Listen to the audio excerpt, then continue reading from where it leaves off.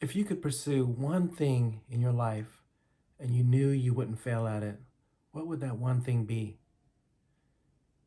If you're honest with yourself, you'll realize that we all are pursuing something in our life.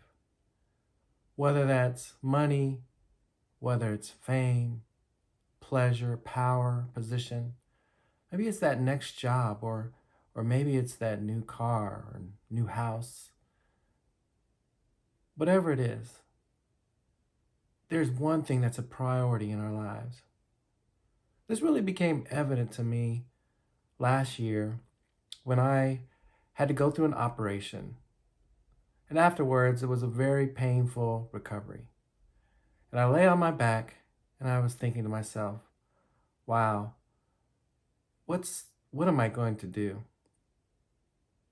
Because everything up to that point I had pursued and I wasn't sure what I could do because at the moment I was somewhat paralyzed.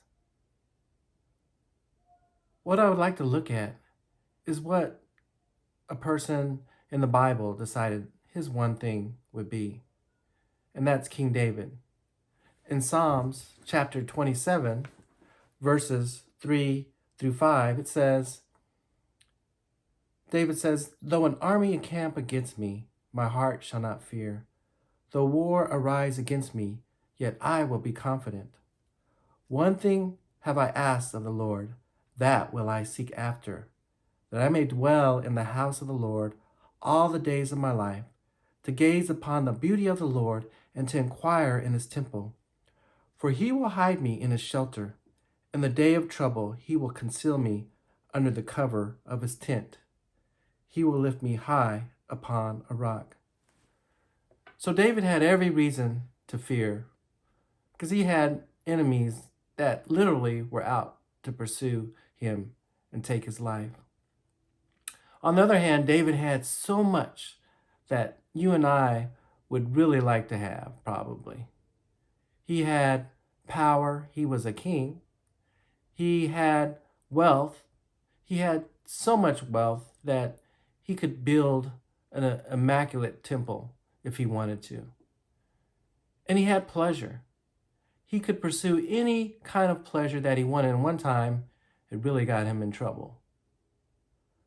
But even though he had an army coming against him and had every reason to fear, the one thing that he wanted to do was that he would seek after, that he would dwell in the house of the Lord all the days of his life, to gaze upon the beauty of the Lord and to inquire in his temple. So what is your one thing? Will it be to pursue, to be in God's presence, in his house, in his temple? And once you are there, what would you do? Would you sit and take the time to gaze upon the beauty of the Lord and to inquire in his temple, to meditate, to think about what the Lord would say, and just ask questions? You know, so many times right now in our lives when we have questions, we don't know who to ask. But David said he would want to go into God's presence and ask questions. Actually, David's desire is reflected in another person that we know in the New Testament. It was actually Jesus when he was a boy. If we turn to Luke chapter 2, we see Jesus in Jerusalem with his family for the Passover. And it says in Luke chapter 2, verse 41 through 52, it says, now his parents went to Jerusalem every year at the feast of the Passover.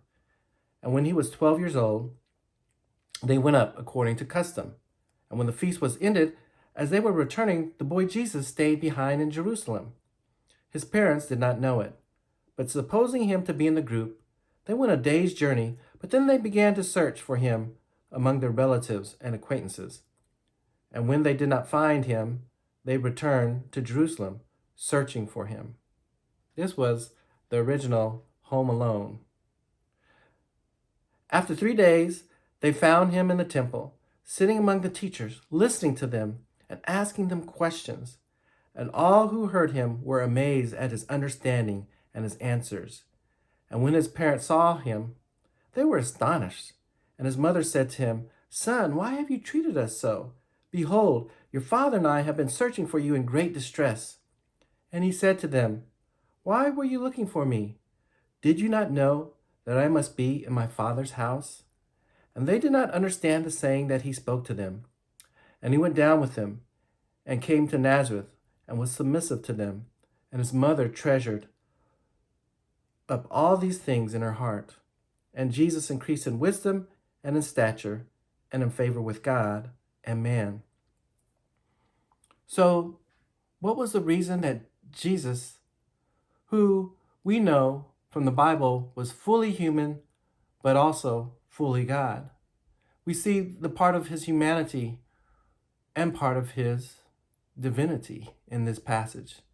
First, he was a boy under the rule or the authority of his parents. But also he knew that he had to be in his father's house.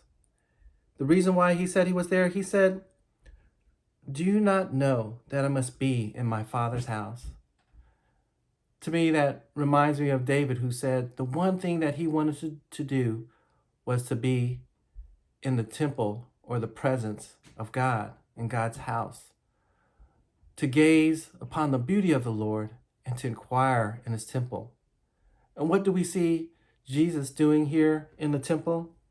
It says that they found him in the temple, sitting among the teachers, listening to them and asking them questions.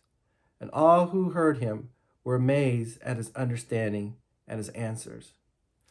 You know, Jesus was the model learner or the model student. Here he was going to the temple. You know, I think a lot of students could really learn from him because he went to the place where he was supposed to learn. He sat there with his teachers and he listened and he asked questions and he gained understanding and he gained answers. And I think this is what God would have us to do, to come into his presence, to get alone and be quiet, open his word, listen as you read to what God has to teach you, and to ask questions. You know, what does it mean and how does this apply to my life? And gain understanding and answers. So many of us get so busy doing everything else.